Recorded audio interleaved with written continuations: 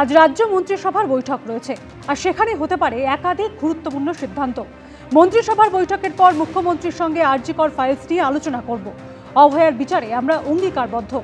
IMA অনুষ্ঠানে মন্তব্য স্বাস্থ্যমন্ত্রী শরৎচন্দ্র মুখোপাধ্যায়। দিদির জন্য বলি, দিদি অভয়ার ফাইল নতুন ওখানে স্বাস্থ্য ভবন খুলছে, আমরা অঙ্গীকারবদ্ধ অভয়ার বিচারে। আপনি নিশ্চিন্ত থাকুন, সবাই আপনার অনারে দাঁড়িয়ে আছে, অভয়ার অনারে দাঁড়িয়ে আছে। আমরা বেঁচে থাকতে অভয়াকে ভুলছি না। এখানে সমগ্র চিকিৎসক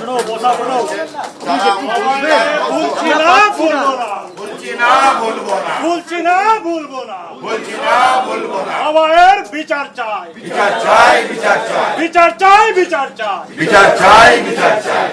তো আমরা নতুন করে অফিসিয়ালি ফাইল খুলেছি।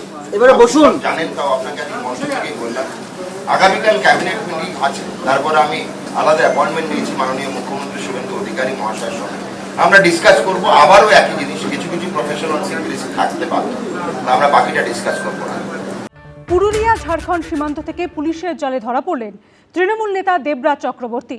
বাগুইআটি থানায় রুজু হওয়া মামলার প্রেক্ষিতে গ্রেপ্তার হলেন প্রাক্তন তৃণমূল বিধায়ক অদিতি মুন্সির স্বামী। বিধাননগরের প্রাক্তন তৃণমূল কাউন্সিলর এবং প্রাক্তন মেয়র পরিষদের বিরুদ্ধে তোলাবাজি সহ একগুচ্ছ অভিযোগ রয়েছে বলে পুলিশ সূত্রে খবর। অভিযোগের পাহাড় জমেছিল তাঁর বিরুদ্ধে, রক্ষা কবচ দেয়নি হাইকোর্টও। এবার রাজ্য পুলিশের এসটিএফের জালে ধরা পড়লেন অভিষেক বন্দ্যোপাধ্যায় ঘনিষ্ঠ বলে পরিচিত বিধাননগরের প্রাক্তন তৃণমূল কাউন্সিলর এবং প্রাক্তন মেয়র পরিষদ দেবরাজ চক্রবর্তী।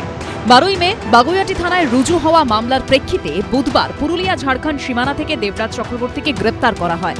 একটা 2 পয়সার কাউন্সিলর, তার নাকি 1300 কোটি টাকার সম্পত্তির হদিশ তো আমি পেয়েছি। আমি এর অভিযোগ করেছিলাম। 7000 টাকা স্যালারি, একটা এমএলএ অ্যারাউন্ড 60,000 স্যালারি, আর বাদ বাকি এদিক ওদিক মিলে 1 লাখ সামথিংয়ের কাছাকাছি স্যালারি। জিপ মেরিডিয়ান চলে আসছে, কোত্থেকে আসছে কেউ জানে না।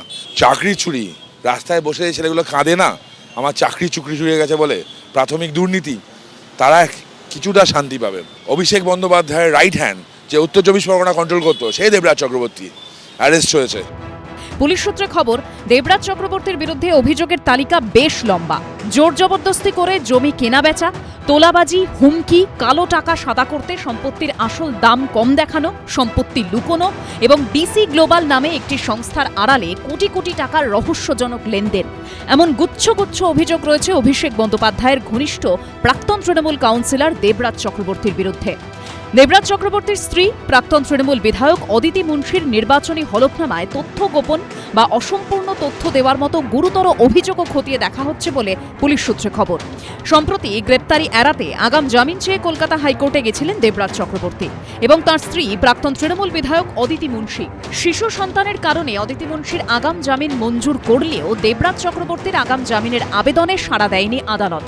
সওয়াল জবাব পর্বে রাজ্য সরকারের তরফে অতিরিক্ত অ্যাডভোকেট জেনারেল রাজদীপ মজুমদার প্রশ্ন তোলেন, শেষ 5 বছরে দেবরাজ চক্রবর্তী ও অদিতি মুন্সির আয় 1 কোটি টাকা, আর গাড়ি কিনছেন 60 থেকে 70 লাখের, এটা কিভাবে সম্ভব? নাম পাল্টে গেছে, রাবণ রাজ নাম হয়েছে।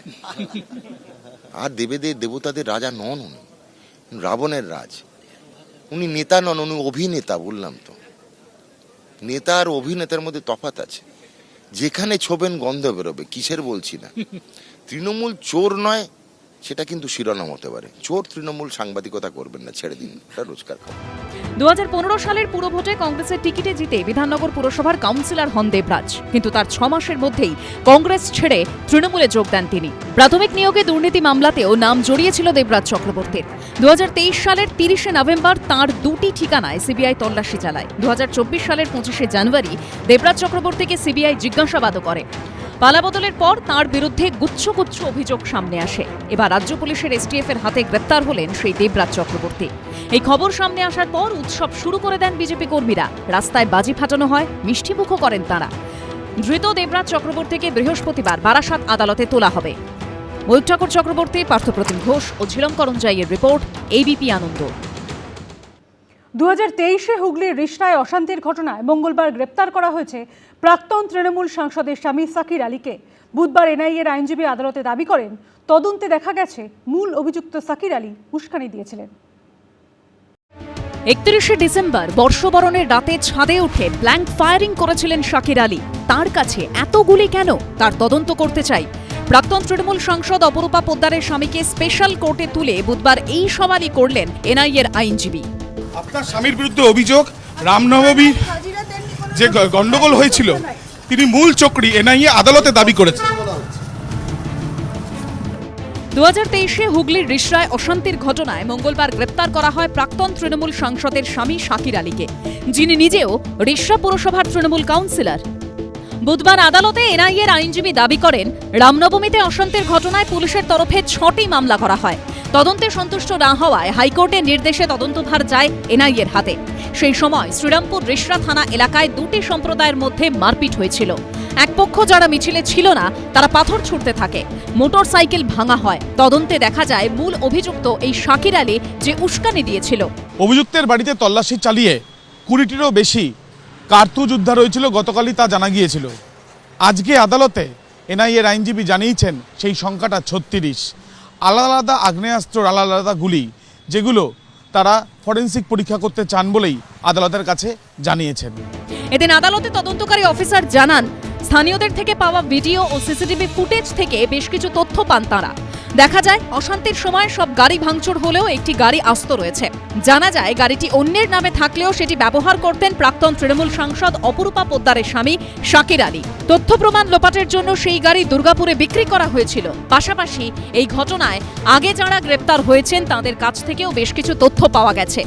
একজন এসিপির বয়ান নেওয়া হয়, তার বক্তব্যে অভিযুক্তের নাম উঠে আসে। পাশাপাশি এনআইএর আইনজীবী বলেন, এতদিন তদন্তে কোনো সহযোগিতা পাননি তাঁরা, কাজ করতে অনেক সমস্যা হয়েছে। শাসক পরিবর্তন হওয়ায় এখন তাঁরা 100% সহযোগিতা পাচ্ছেন। আইন পরিবর্তন হয়েছে, বিএসএনএল চেঞ্জ হয়েছে, ভারতীয় ন্যায় সংহিতা, আইন কঠোর হয়ে গেছে। আগের মতন আর টেবিলের তলায় পুলিশ যাবে না। এবার যারা দুষ্কৃতী গুন্ডা তারা টেবিলের তলায় যাবে, পুলিশ তার ব্যবস্থা তার মতন নেবে আইন অনুযায়ী। একটা সমস্যা হচ্ছে যে যারা মমতা বন্দ্যোপাধ্যায় মূল তৃণমূলের সঙ্গে আছেন তাদের উপরেই সমস্ত রকম পুলিশি অ্যাকশন হচ্ছে।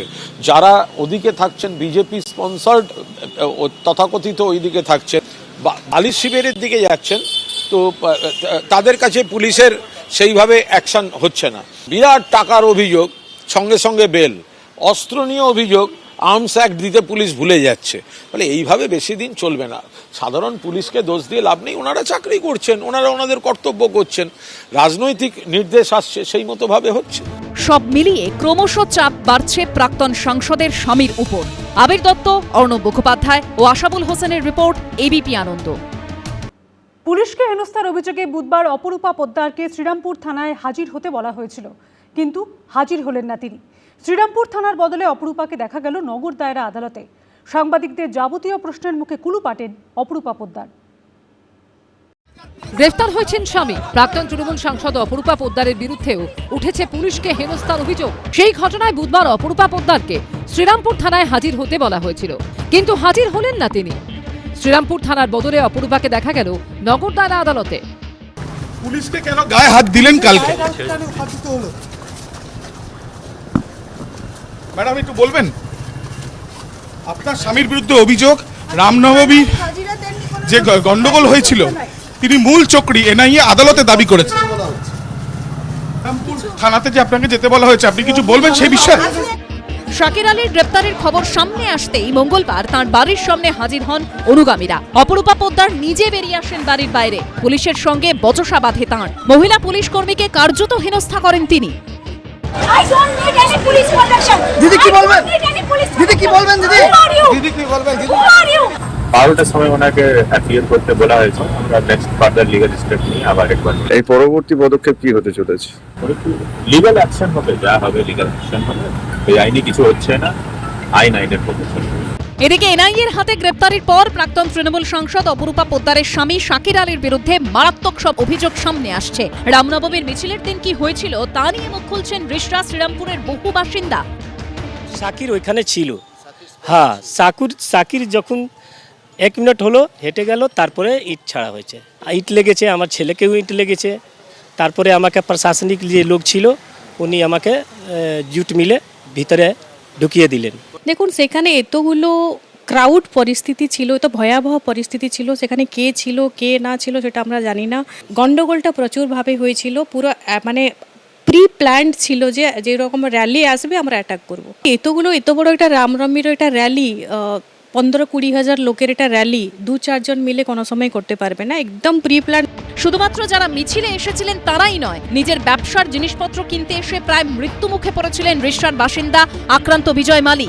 ওই চাঁপড় তলোয়ার শট, এই যে মাথা সার্জারি হয়েছে, এই জায়গাটা ওই যে মাথা শট দিয়ে মেরেছিল, মাথা মেরেছিল, তারপরে তলোয়ার দিয়ে মেরেছিল, চাঁপড় দিয়ে মেরেছিল, পুরো পিঠের তলোয়ার দিয়ে কেটে দিয়েছিল পুরো।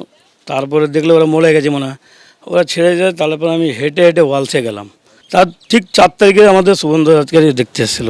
সব মিলিয়ে ক্রমেই অভিযোগের পাহাড় জমছে প্রাক্তন তৃণমূল সাংসদের স্বামীর বিরুদ্ধে। অর্ণব মুখোপাধ্যায় ও আবির দত্তর রিপোর্ট, এবিপি আনন্দ। উস্কানিমূলক মন্তব্যের মামলায় কণ্ঠস্বরের নমুনা পেতে অভিষেক বন্দ্যোপাধ্যায়কে ফের তলব করা হলো। 8ই জুলাই সকাল 10টায় বিধাননগর আদালতে গিয়ে নমুনা দিতে হবে তাকে। এর আগে মঙ্গলবার ডাকা হলেও হাজিরা দেননি তিনি। ডিজে মন্তব্য মামলায় চাপ ক্রমেই বাড়ছে অভিষেক বন্দ্যোপাধ্যায়। কলকাতা হাইকোর্টে ধাক্কা খাওয়ার পর ফের গলার স্বরে নমুনা দেওয়ার জন্য তলব করা হলো তাঁকে। ডিজে মামলা, যেটা বাগুইআটি থানায় প্রথমে রুজু হয়েছিল, পরবর্তী ক্ষেত্রে বিধাননগরের সাইবার ক্রাইম এই গোটা মামলার তদন্তভার নিজেদের হাতে নেয় এবং তারপরে সিআইডি এর তদন্ত নেয়। অভিষেক বন্দ্যোপাধ্যায়কে তারা তলবও করে। এবার সেই মামলাতে কণ্ঠস্বরের যে নমুনা সেটা সংগ্রহ করার জন্য আগামী 8 তারিখ সিআইডি সূত্রে খবর এই আদালতে আমরা যেখানে এখন রয়েছি সেখানে অভিষেক বন্দ্যোপাধ্যায় আসবেন এবং তার কণ্ঠস্বরের নমুনা সংগ্রহ করা হবে। বিধানসভা ভোটের প্রচারে বারবার এই মন্তব্য করতে শোনা যায় অভিষেক বন্দ্যোপাধ্যায়কে। 4 তারিখে রবীন্দ্রসঙ্গীতের সাথে গ্রামে একটু করে ডিজেও বাজবে। ভোটে ভরাডুবির পর এই মন্তব্যের প্রেক্ষিতেই উস্কানিমূলক ভাষণ, হুমকি এবং শান্তি বিঘ্নিত করার মতো অভিযোগে বাগুইআটি থানায় অভিযোগ দায়ের হয়। এফআইআর খারিজের আর্জি জানিয়ে কলকাতা হাইকোর্টে দ্বারস্থ হন অভিষেক বন্দ্যোপাধ্যায়। তার আবেদনের ভিত্তিতে 21শে মে বিচারপতি সৌগত ভট্টাচার্য বলেন, একজন সর্বভারতীয় দলের সাধারণ সম্পাদক যদি এই ধরনের মন্তব্য করেন তাহলে চিন্তা করে দেখুন ভোটের ফল অন্যরকম হলে কি হতো। তদন্তে সহযোগিতা করতে হবে তৃণমূল সাংসদকে। একজন সাংসদ হয়ে কিভাবে তিনি এই ধরনের মন্তব্য করলেন? এরপরই কলকাতা হাইকোর্ট নির্দেশ দেয়, আদালতের নির্দেশ ছাড়া অভিষেক বন্দ্যোপাধ্যায়ের বিরুদ্ধে কড়া পদক্ষেপ করবে না পুলিশ। 30শে জুলাই বা পরবর্তী নির্দেশ না দেওয়া পর্যন্ত বহাল থাকবে রক্ষা কবচ। এরই মধ্যে মূল মামলায় বিধাননগর আদালত নির্দেশ দেয়, মঙ্গলবার বিকেল 4টের মধ্যে অভিষেক বন্দ্যোপাধ্যায়কে তার গলার স্বরে নমুনা দিতে হবে। সেই নির্দেশও চ্যালেঞ্জ করে কলকাতা হাইকোর্টে যান তৃণমূল সাংসদ। মঙ্গলবার সেই মামলায় জোর ধাক্কা খান অভিষেক বন্দ্যোপাধ্যায়। অভিষেক বন্দ্যোপাধ্যায়ের আইনজীবী সওয়াল করেন, তার মক্কেল তো স্বীকার করেছেন যে কণ্ঠস্বর তার। বিচারপতি বলেন, কেউ যদি খুন করে থানায় গিয়ে স্বীকার করে তাহলে কি পুলিশ আইন মেনে তদন্ত করবে না? যদি কণ্ঠস্বর তারই হয় তাহলে পুলিশের কাছে গিয়ে আবার নমুনা দিতে অসুবিধা কোথায়? সওয়াল জবাব শেষে বিধাননগর আদালতের নির্দেশে কোনো স্থগিতাদেশ দেননি বিচারপতি তীর্থঙ্কর ঘোষ। মেলেনি রক্ষা কবচ। উল্টে অন্য বিচারপতির এজলাসে মামলা চলার কারণে এই মামলা থেকেই সরে দাঁড়ান বিচারপতি তীর্থঙ্কর ঘোষ। এবার অভিষেক বন্দ্যোপাধ্যায়ের কণ্ঠস্বরে নমুনা সংক্রান্ত মামলার শুনানি হবে বিচারপতি সৌগত ভট্টাচার্যের এজলাসে। প্রশাসনিক নির্দেশে জানিয়েছেন ভারপ্রাপ্ত প্রধান বিচারপতি তপব্রত চক্রবর্তী, যেহেতু ডিজে মামলা বিচারাধীন আছে বিচারপতি সৌগত ভট্টাচার্যের এজলাসে, তাই মামলা থেকে সরে দাঁড়ান বিচারপতি তীর্থঙ্কর ঘোষ। মামলা ফেরত যায় প্রধান বিচারপতির কাছে। এবার 2টি মামলার শুনানি হবে বিচারপতি ভট্টাচার্যের এজলাসে। এদিকে মঙ্গলবার বিধাননগর আদালতের দেওয়া ডেডলাইন পার হয়ে গেলেও হাজিরা দেননি অভিষেক বন্দ্যোপাধ্যায়। এই প্রেক্ষাপটে 8ই জুলাই অর্থাৎ আগামী বুধবার ফের তলব করা হয়েছে তাকে। ওই দিন সশরীরে আদালতে গিয়ে গলার স্বরে নমুনা দিতে হবে অভিষেক বন্দ্যোপাধ্যায়কে। কোর্টের আমি নিশ্চয়ই কোর্টের একটা বিষয়, কোর্টের বিষয়ে কোনো মন্তব্য করব না। একটা কোর্টের রায় এবং অভিষেক বন্দ্যোপাধ্যায় আইনে লড়াইটি লড়েছেন, ফলে কোর্ট কিছু বললে আমি সেই বক্তব্য বলবো না। আমার কণ্ঠস্বর আমি যদি দোষ না করে থাকি তাহলে আমার দিতে বাধা কোথায়? এই নিয়ে 14 বার হাইকোর্টে যাবারই বা কি আছে? সোজা কথা, এখন বোঝাই যাচ্ছে কিছু একটা গোলমাল আছে, সেই জন্য ডিলেটারি ট্যাকটিক্সে খেলছি। আগামী সপ্তাহে বুধবার সকাল 10টায় বিধাননগর আদালতে অ্যাডিশনাল চিফ জুডিশিয়াল ম্যাজিস্ট্রেটের উপস্থিতিতে অভিষেক বন্দ্যোপাধ্যায়ের কণ্ঠস্বরের নমুনা সংগ্রহ করা হবে। থাকবেন সিআইডি তদন্তকারী অফিসার ও একজন বিশেষজ্ঞ। ময়ূর ঠাকুর চক্রবর্তী ও অনির্বাণ বিশ্বাসের রিপোর্ট, এবিপি আনন্দ, কলকাতা। অভিষেক বন্দ্যোপাধ্যায়ের সেবাশ্রম নিয়ে আগেই ভুরি ভুরি অভিযোগ তুলেছিলেন উপভোক্তারা। আর এবার জনস্বাস্থ্য এবং চিকিৎসা সংক্রান্ত বিধি লঙ্ঘন, চিকিৎসায় অযোগ্যদের অংশগ্রহণ সহ একাধিক ক্ষেত্রে থানায় লিখিত অভিযোগ দায়ের করলেন বিজেপি নেতা অভিজিৎ দাস ববি। অভিযোগের প্রেক্ষিতে কড়া তদন্তের আশ্বাস দিয়েছেন মুখ্যমন্ত্রী শুভেন্দু অধিকারী। ওখানে যে ওষুধটা দেওয়া হয়েছিল চিরকুটেলিক ওষুধ খাওয়ার পরে সমস্যা কমার বদলে আরও বেড়ে গিয়েছিল। দুয়ারে স্বাস্থ্য পরিষেবা, পোশাকি নাম সেবাশ্রয়। তৃণমূল ক্ষমতা থাকাকালীন অভিষেক বন্দ্যোপাধ্যায়ের তত্ত্বাবধানে হওয়া বিরাট স্বাস্থ্য শিবির, একেবারে প্রিমিয়াম ফ্যাসিলিটি বলে ঢালাও প্রচার করেছিলেন অভিষেক বন্দ্যোপাধ্যায়ের অনুগামীরা। বুধবারই দক্ষিণ চব্বিশ পরগনার বিষ্ণুপুর থানায় সেবাশ্রয় নিয়ে 12 পাতার অভিযোগ দায়ের করলেন বিজেপি নেতা অভিজিৎ দাস ওরফে ববি। অভিযোগপত্রে অভিষেক বন্দ্যোপাধ্যায়ের সেবাশ্রয় ও সেবাশ্রয় 2 এই দুটি স্বাস্থ্য শিবির নিয়ে জনস্বাস্থ্য সংক্রান্ত বিধি লঙ্ঘন, চিকিৎসায় অযোগ্যদের অংশগ্রহণ, চিকিৎসা সংক্রান্ত বিধি লঙ্ঘন, রোগ নির্ণয়কারী যন্ত্রপাতি ব্যবহারের নিয়ম না মানা, সরকারি সম্পদের অপব্যবহার, আর্থিক অনিয়ম, অপরাধমূলক ষড়যন্ত্র সহ একাধিক গুরুতর অভিযোগ তোলা হয়েছে। দেখুন, অভিষেক ব্যানার্জি আমাদের ডায়মন্ড বাসে মাথায় দিনের পর দিন তাদের টুপি পরিয়েছে, তাদের সঙ্গে বিশ্বাসঘাতকতা করেছে। Is nothing but a traitor plus psycho. ও বিভিন্ন হাতুড়ে ডাক্তার, হোমিওপ্যাথি ডাক্তারদের দিয়ে সেবাশ্রয় ক্যাম্প করেছে। 12 পাতার এই অভিযোগপত্রের ছত্রে ছত্রে রয়েছে অভিষেক বন্দ্যোপাধ্যায়ের নাম। অভিযুক্ত হিসেবে প্রথমেই নাম রয়েছে তার, 2 নম্বরে নাম রয়েছে তার আত্মসহায়ক সুমিত রায়ের। অভিযোগপত্রের শুরুতেই বিজেপি নেতা দাবি করেছেন তিনি যেসব তথ্য দিয়েছেন তা এমন সব বিষয় সামনে নিয়ে আসে যা চিকিৎসা সংক্রান্ত পরিষেবা, নিয়ন্ত্রিত রোগ নির্ণয় সরঞ্জাম, অস্থায়ী মেডিকেল ক্যাম্প, রোগী সুরক্ষা, চিকিৎসা সংক্রান্ত নথিপত্রের সংরক্ষণ এবং অন্যান্য আইন লঙ্ঘন নিয়ে অবিলম্বে পুলিশি তদন্তের দাবি করে। যার মধ্যে রয়েছে সেবাশ্রয় ক্যাম্পে থাকা চিকিৎসকদের পরিচয় সংক্রান্ত অভিযোগ। বলা হয়েছে উপভোক্তাদের থেকে নেওয়া পরামর্শপত্র এবং চিকিৎসা সংক্রান্ত নথিগুলি থেকে চিকিৎসকদের পরিচয়, তাদের রেজিস্ট্রেশন নম্বর, প্রাতিষ্ঠানিক পরিচয়, চিকিৎসা সংক্রান্ত নথির যথাযথ সংরক্ষণ, আইন অনুযায়ী প্রেসক্রিপশন লেখার বিষয়ে গুরুতর প্রশ্ন ওঠে। অভিযোগের প্রথম কথা হচ্ছে যে ও যে সমস্ত ডাক্তারদের ইউজ করছিল তারা অধিকাংশ নন রেজিস্টার্ড, তাদের মেডিকেল কোয়ালিফিকেশন ছিল না। এবং দেখা গেছে, আমার কাছে প্রচুর ডকুমেন্টস জমা দিয়েছে আজকে, যে অনেকে হচ্ছে হাতুড়ে, অনেকে হোমিওপ্যাথি ডাক্তার, অনেকে স্টুডেন্ট, তাদের দিয়ে ওরা রোগীদের পরিষেবা দিয়েছে। এই প্রেক্ষাপটে কড়া ব্যবস্থা নেওয়ার নির্দেশ দিয়েছেন মুখ্যমন্ত্রী। না, অভিযোগ এসেছে, আমি দেখেছি। এখানে এসপি আছেন, তিনি তদন্ত করবেন এবং জেলা শাসক বা স্বাস্থ্য দপ্তরের যা হেল্প নেওয়ার পুলিশ নেবে। It's a crime. ক্রাইম হলে দেখার জন্য ভারতীয় ন্যায় সংহিতাতে যা করার করা হবে। সেবাশ্রয় সম্পর্কে আমি কোনো কালেই বিশদ জানি না, আমি কোনো মন্তব্য করতে পারবো না। অভিষেক বন্দ্যোপাধ্যায়ের পাশাপাশি ফলতার তৃণমূল নেতা জাহাঙ্গীর খান ও বিষ্ণুপুরের বিধায়ক দিলীপ মণ্ডলেরও নাম রয়েছে বিজেপি নেতার অভিযোগপত্রে। সন্দীপ সরকার, আশাবুল হোসেন ও গৌতম মণ্ডলের রিপোর্ট, এবিপি আনন্দ। এবিপি আনন্দ, এগিয়ে থাকে, এগিয়ে রাখে।